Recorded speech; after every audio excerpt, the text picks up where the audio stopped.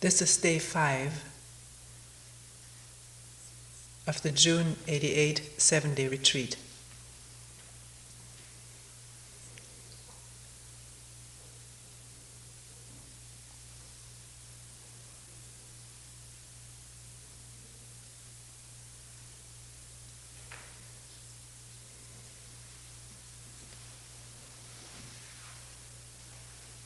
It was already earlier during the retreat, someone asked, what is self-deception?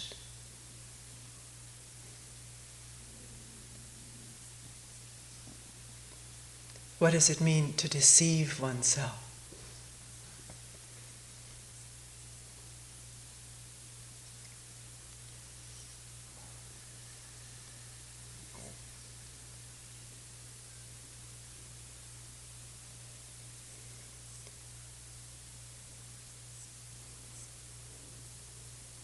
Anything that may be said or is said any time in a talk or meetings is not dogma. It is for us to examine whether this is so, for each one to look, whether he, she can see for themselves whether this is so.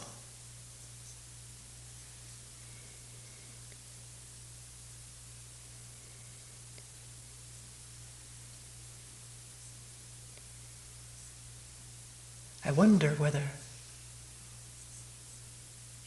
this whole belief / feeling / conviction, belief, feeling, conviction, that one is a self is deception.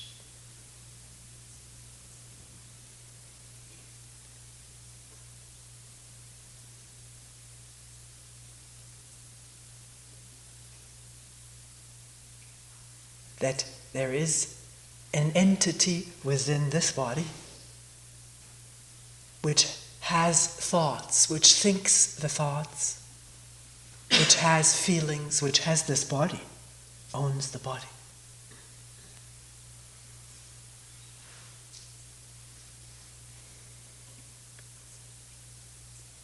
And that this entity within the body and within consciousness, it has this consciousness.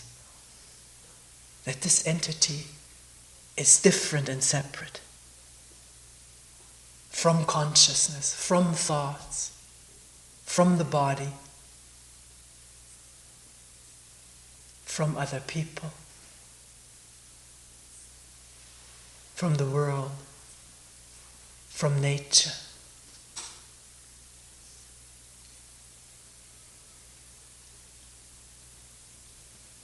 Separate from what one believes is God.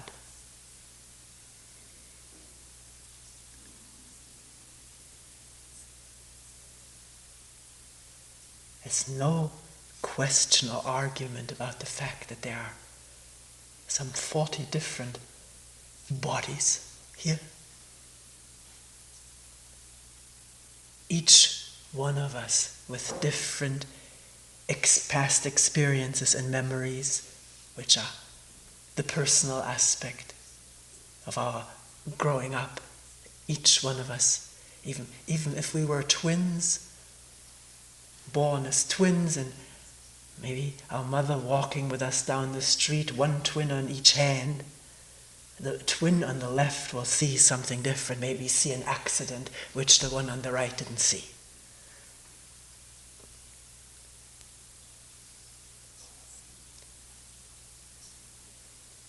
So there are different perceptions, different experiences, and therefore different personal memories laid down.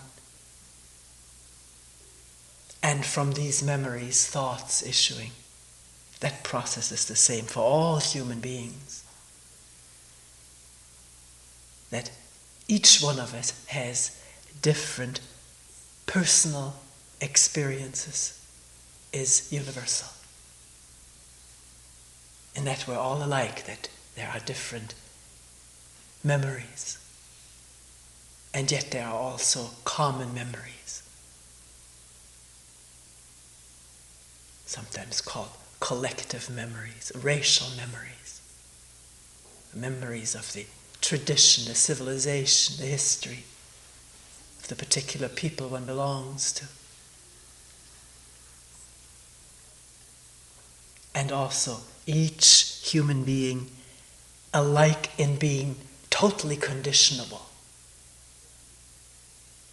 The little child that was born in Korea, brought to this country, adopted by an American family, will grow up with it.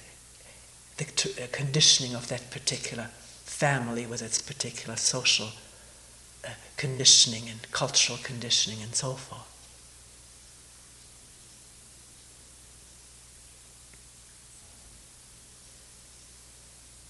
To believe that we're separate may be a deception. It's for each one to find out whether this is so or not, whether indeed there is separation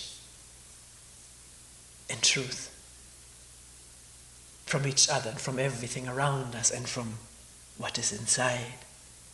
Whether there is a separate thinker, or whether the thinker is an idea that there is a thinker, is in itself a thought.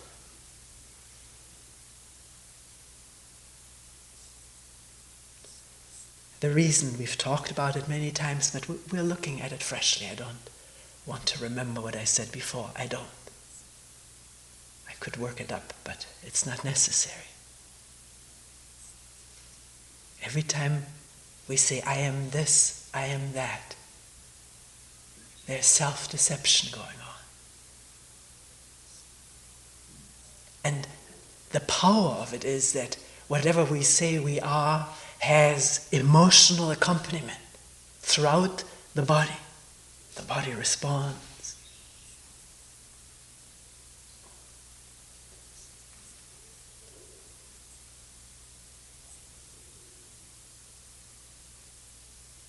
One may say, I am Buddha. There's a good feeling with this if one has said this many times under circumstances which aroused feeling and emotion.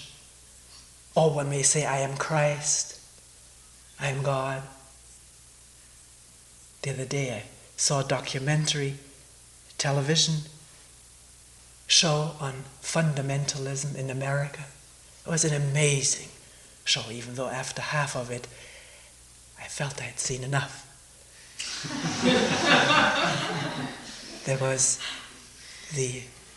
we laugh about that, but what goes on in one's own cherished religion may be laughed at. I'm not blaming people for laughter. May be laughed at by people of the other religion. I remember when in history, in college, the teacher said that the Japanese believe that their emperor is a son of God. People laughed. How could anybody nowadays be so deluded? Somebody asked, in this present day and age, Japanese, how could they believe that?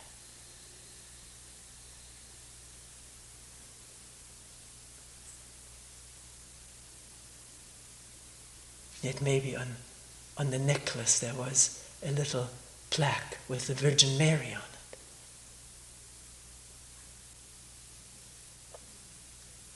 So in this documentary, there were scenes shown were in churches, hymns were played, tremendously sentimental music, and the minister, maybe it was the minister who had the roving mic, would sing with great intensity and passion, and everybody had their hands up and the eyes closed, like I have right now, and shivering. And little children already kneeling there, looking around a little bit, but having their hands up too. And the camera focused in on one woman. She seemed to be in a trance, gone. And her little son, he didn't have his hands up. He had his hands clutching her one leg and looking worriedly up at her. She obviously wasn't there for him. And then after this thing, many people coming forth to be baptized because Christ had been born in them. Tremendous emotion, crying, and the baptism, and in other places one sits in this position and recites, from the beginning all beings are Buddha.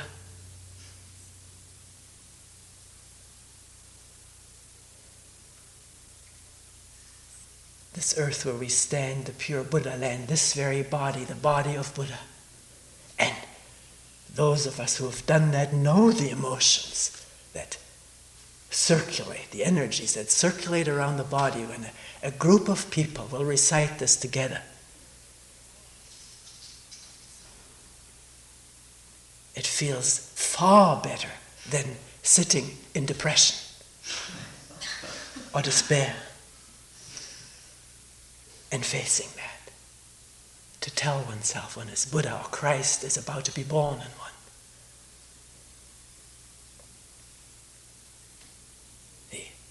The whole patriotic thing. I went through it in Germany and find the same thing in this country. Recently, I don't know if some of you watched the news when Reagan and Nancy were in Russia.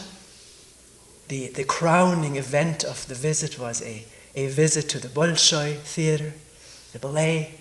And then the reporter with trembling voice said, all of us Americans there really shivered and felt proud of this being American when afterwards the orchestra played the American national anthem.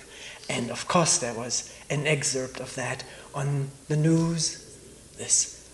The intensity and passion of Russian musicians playing the American "Oh Say, Can You See?" And then a huge floodlight on the gilded box with the president and Nancy.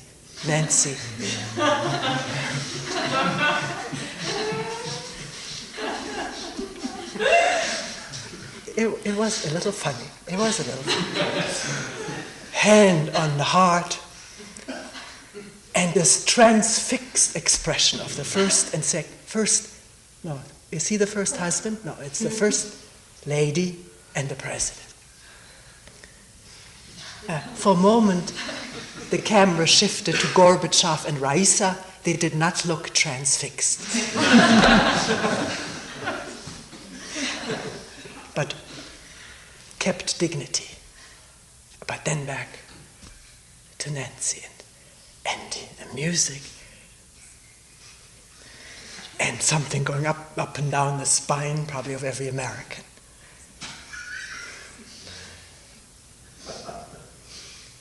And then with this thing gets alive with meaning. Growing up in Germany, I remember poems that were like samplers on our staircases, which we had to recite. One of them was, I want to sink down on this holy German soil or earth and thank God that I speak German. Now it sounds so funny, doesn't it? But hearing that and reciting that did something to you. You were part of that. And there was another one. I have been born to feel German. Bin ganz auf deutsches Sinnen eingestellt. All attuned to the German mind. First comes my people, then the other many. First my home, then the world.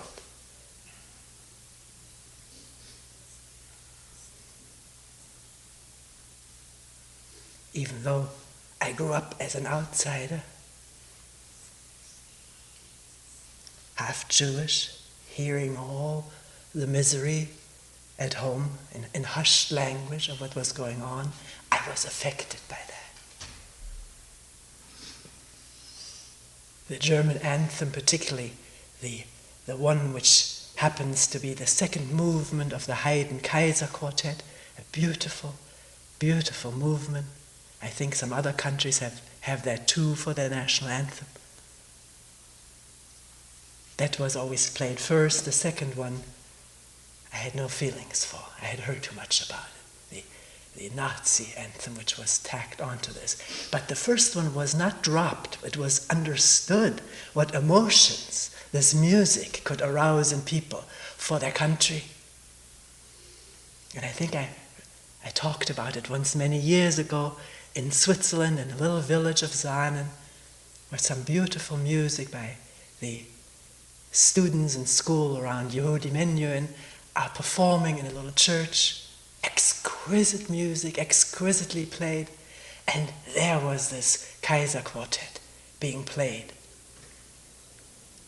And I was amazed what grabbed me when that second movement started. The shivers up and down the spine. Hadn't happened during any of the other music.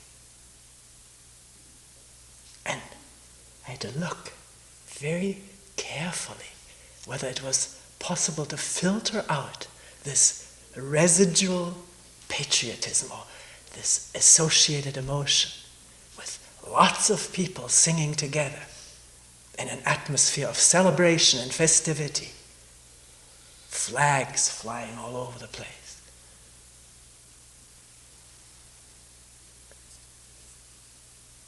And it starts early. I mentioned in the last retreat going to school upon the invitation of our grandson, going to school with him for one day. And there the class starting with all the children having to put their hand there and looking toward the flag and reciting in their not quite comprehending words the Pledge of Allegiance. That early.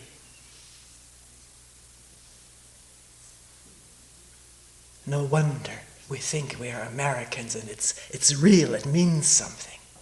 It has something holy to it because it's the same shivers that we have in church when the procession comes through or Mass is celebrated or whatever. The gongs sound and the chanting is intoned. It's all the same thing.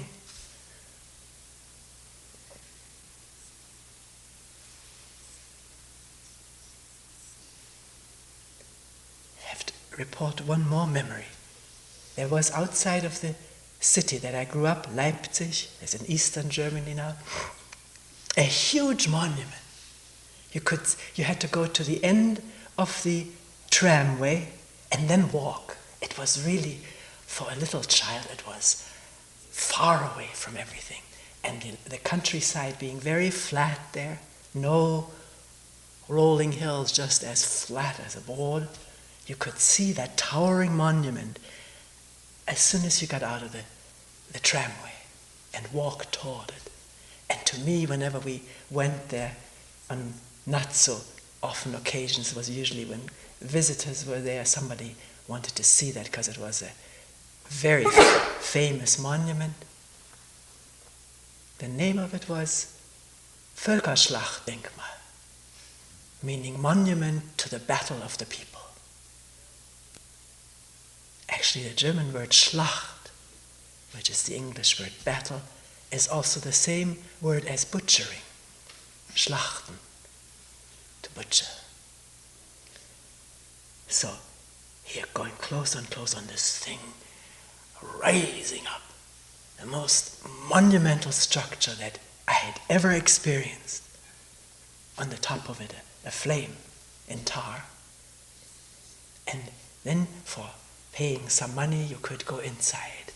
And what was inside were 3 or 4 figures of people as tall as that monument, like supporting it. One toe was bigger than I was, of a foot that was lying there. Just to be in the presence of that and shiver was an exquisite experience for a little child and for the adults too, I'm sure. And then to do a little something for the ticket that one had purchased, the guide who took you around, and of course you could go on galleries and maybe get close to the head. It was unbelievable, the proportions. So then the guide would stand at a propitious place and intone harmonies. And of course each of these tones stayed there forever, so that whatever he did, it was all there. After a while it sounded as though a whole choir was singing. It was just this one man's voice and the tone carrying in this huge space with these huge figures.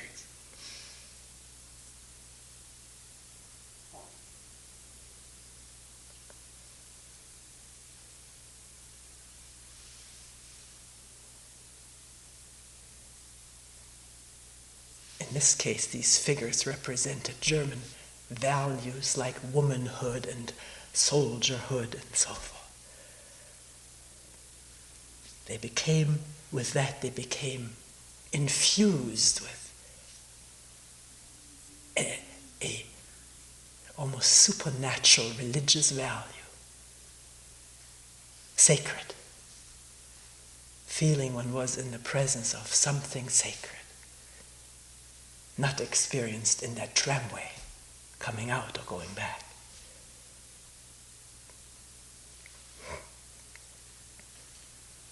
So, the initial question, what is self-deception?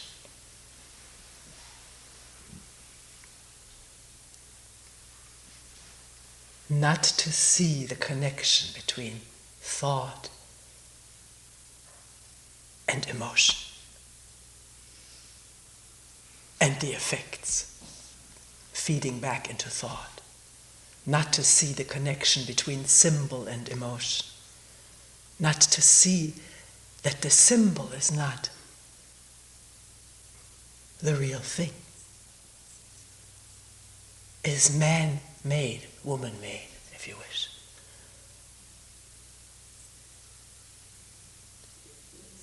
I am an American, I am a German. Is there self-deception in the emotions that it brings up?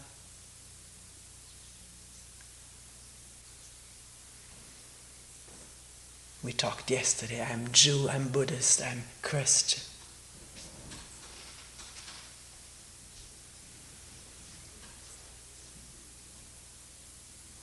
It's not a flat statement. It has tremendous value, tremendous reverberation if it's called up under the right circumstances.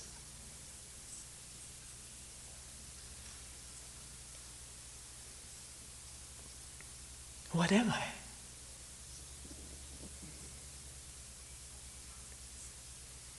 A card comes to mind that somebody gave me that years ago. I think I have it under my mat in the meeting room. If you want to see it, if it's there, I'll pull it out, show it. It's a good card. It shows a vast field of penguins.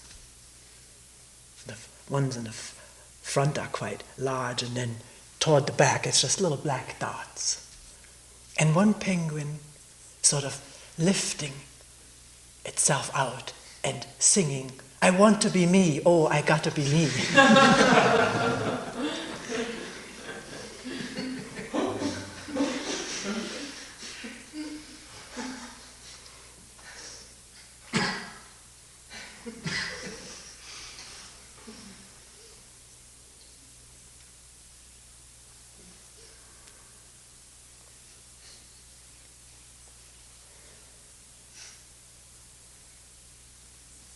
Somebody said, I've seen that all there is thoughts in this mind. Thoughts, thoughts, thoughts. And then I become what I think. Thinking angry thoughts, and all of us can witness to that. Thinking angry thoughts, one becomes angry. Thinking lofty thoughts, lofty feelings arise. Thinking jealous thoughts, as consuming jealousy. Thinking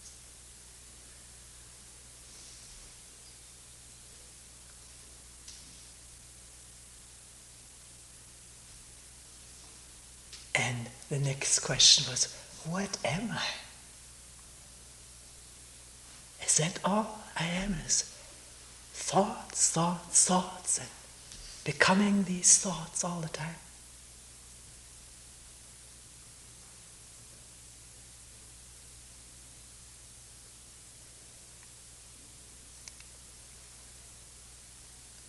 What are thoughts?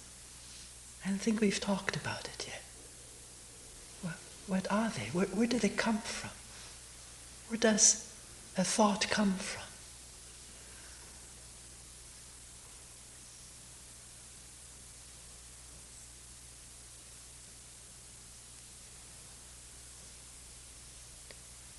If we close our eyes right now and thought tree, then we could think a tree, we could image a tree, because we remember a certain tree, or a whole bunch of trees waving in the wind. Because there's memory, there can be thought.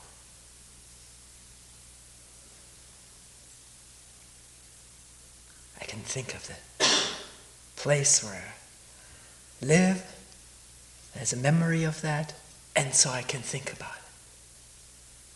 If you haven't been to our home, you have no memory of that, you can think about my home. There's no memory there. You can begin to speculate, and then you have to go into memory of what houses are like, and would that be a house that Toni would live in? And there could be speculative thought based on memory. But no memory, no thought. If we lost our memory suddenly,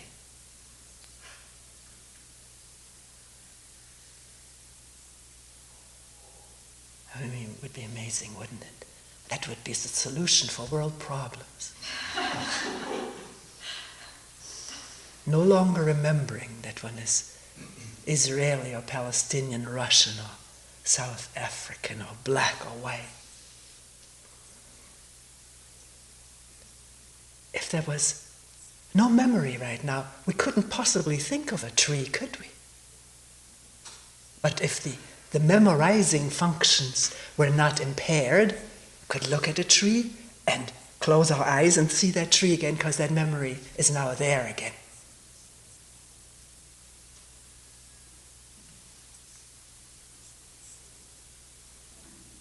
I think it's important to make this clear to oneself. One can doubt it and then go into it, say, no, there are some thoughts that don't come from memory. Then look at it, question it, think about it. And we can do that in meetings. It's amazing the energy that is there when two people look at something together, question into it. Or doing it alone, or together here.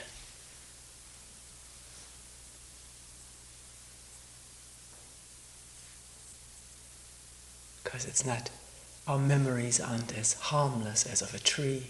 We remember all or many of the sad incidents of the past, and those thoughts issue from those memories and create the same feelings all over again. And all the pleasurable or many of the pleasurable incidents of the past, thought issues from them, and now provides the pleasure, almost the same pleasure. Like in a dream, one doesn't know that the dream isn't real, but in our fantasy, we assume that this is real. Because the emotions, the gut feelings, as so many of us refer to gut feelings, as though the gut feeling proved that something was true. One has to be very careful with the use of this gut feeling. I think the examples earlier during the talk talked about manifestation of gut feelings, which were manifestation of thought and memory and emotion connected with it. The thought may have eluded the attention, but here's that feeling, that gut feeling, or the inspirational feeling, the Holy Ghost is invading me or something.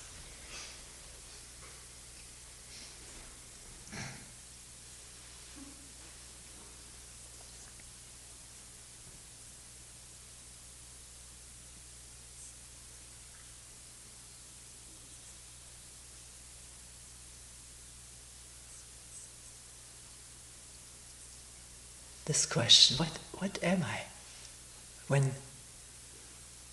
What am I beside all the ideas, thoughts, memories, and emotions connected with it? Is that all?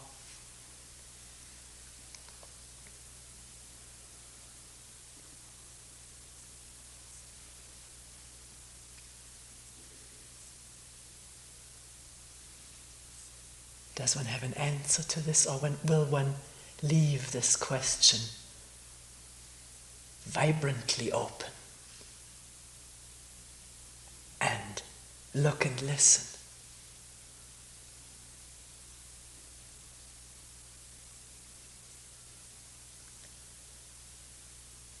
Several people have reported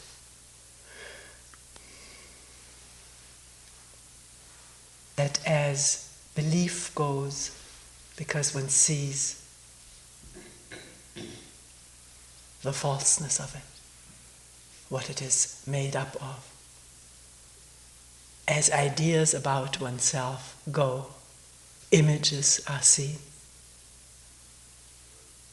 With that also goes the energy that these beliefs and images and thoughts constantly supply the body.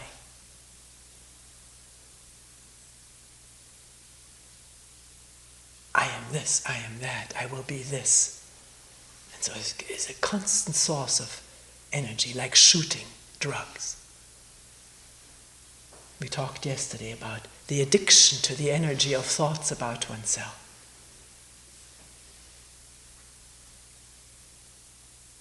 Or imagined future with something or somebody of whom one has an image. Sees a person, makes an image of that person, and seeing oneself with that person there, the desire to be with this person, and the energy that comes with it, the excitement.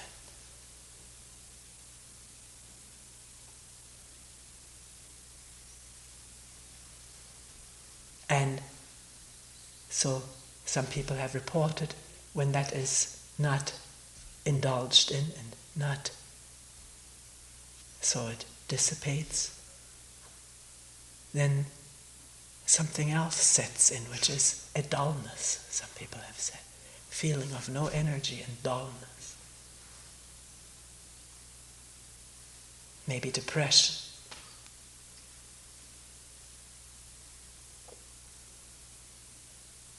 Wonder whether this is very similar to withdrawal.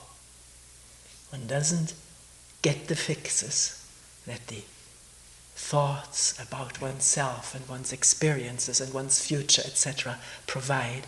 And then what is there in its stead? What did you leave me? People sometimes get angry at me. It hasn't happened in this retreat. You took everything away. Didn't give anything in return.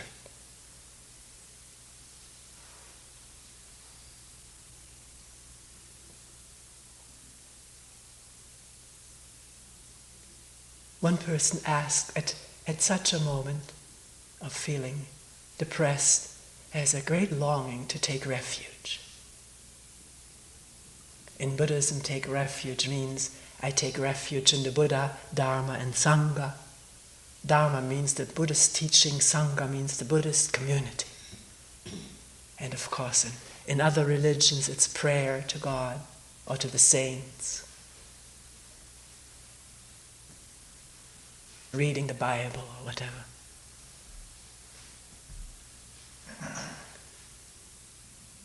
But taking the Buddhist refuge, many of us here have taken refuge or may still be doing.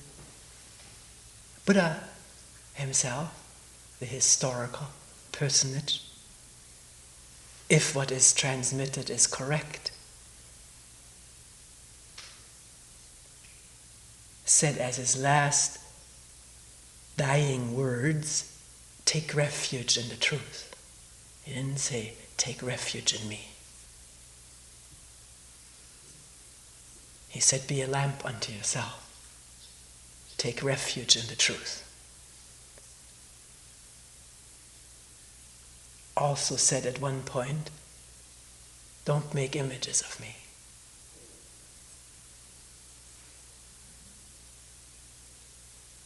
Find out for yourself. Don't take what a teacher says, or because you've read something or heard something, or you're a monk or nun, or because you say this person is my teacher. Don't go on that. Find out for yourself. That was the teaching. So taking refuge in that teaching means going back into this depression. Find out about yourself. And the Sangha, the Buddhist community, is that a separate entity? Is one going to take refuge in that? The Christian community, the Islamic community, the Jewish community. What is our true community?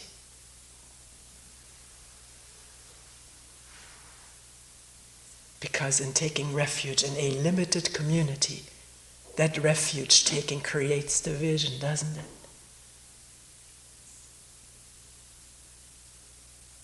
Although there's tremendously good feeling being with people who wear the same robe, utter the same faith or prayer, and engage in the same ceremonies. There's a tremendously good feeling of community and this energy we've been talking about, aroused. And where's the rest of the world? One may say, well, we're tolerant of them. But we are the rest of the world. We're not a separate community. Can one question that and more than intellectual, to feel it? Not inspirationally as an inspiring idea, but as a fact. Human beings the world over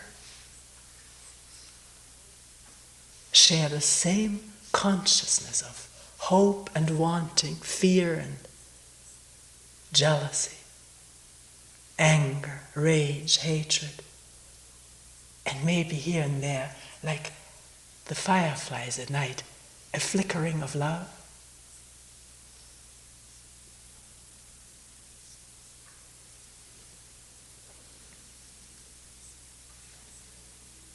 So at the moment of this lack of energy, dullness, depression, will one sink on one's knees and pray? Then that's a way out and may restore energy. Or will one find out about this state and not move away from it, not escape from it? Not have words about it, not have images about it or oneself in this state. Nothing.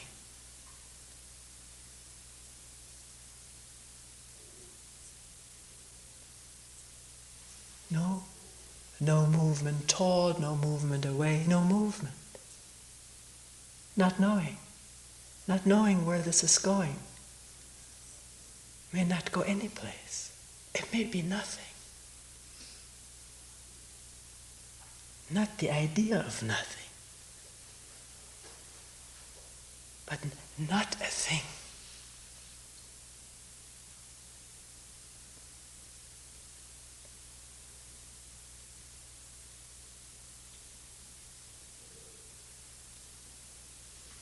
Because that's what one is. When there's no images, no ideas in their emotions, and there's not a thing. And therefore, an astonishing openness and aliveness with everything that's alive. And there's nothing that is not alive. There isn't dead matter and live matter.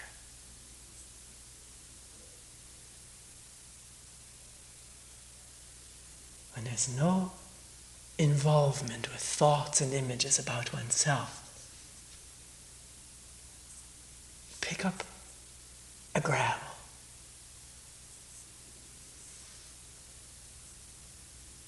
handful of sand.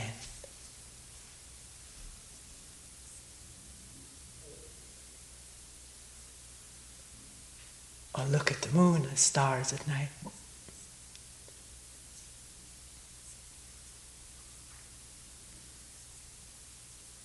What is there that isn't alive?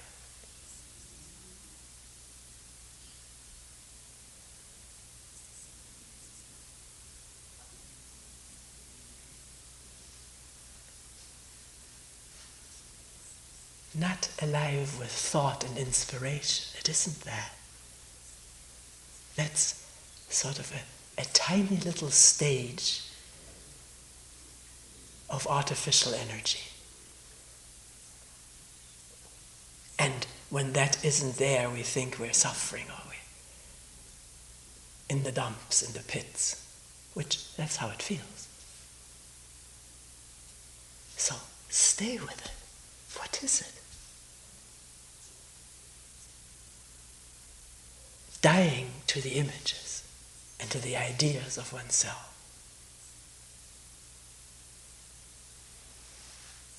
Is that possible?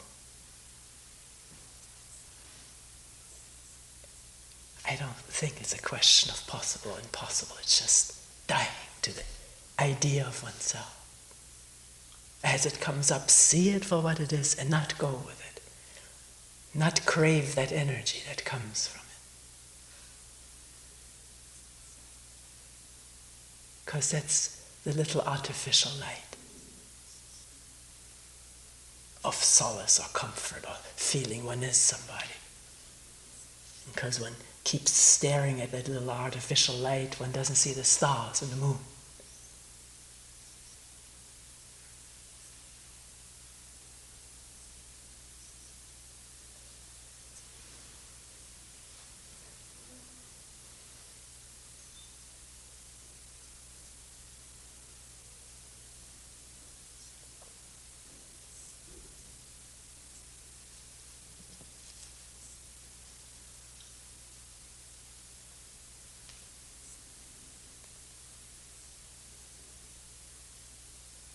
So, when there's this dullness, this deflation or depression, can one abstain from knowing it? Abstain from ignoring it? Thinking it isn't worth paying attention to? Everything is worth paying attention to. Including the resistance to that dullness, because there's a resistance against it.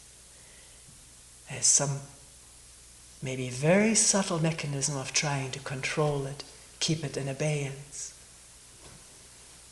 Can the attention be as subtle as these mechanisms to resist, to control, to get rid of, so that they can dissipate? So there's just what is there without any opposition to it. Without knowing it, listening as one listens to the bird, or the rain dropping, or the wind blowing, listening to this, what is it? No separation, no escape. Just one big question. Not verbalized, just a state of not knowing. That's questioning.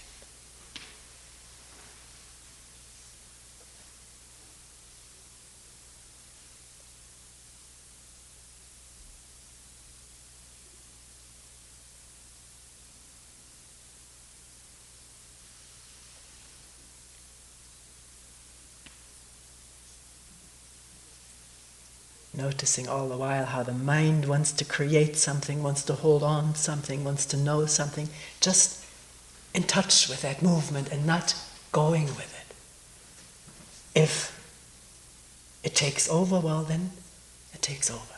If one comes to, leave it. Don't make a thing out of it. There's no duty in this, not what one should do, it's only what is. What is it?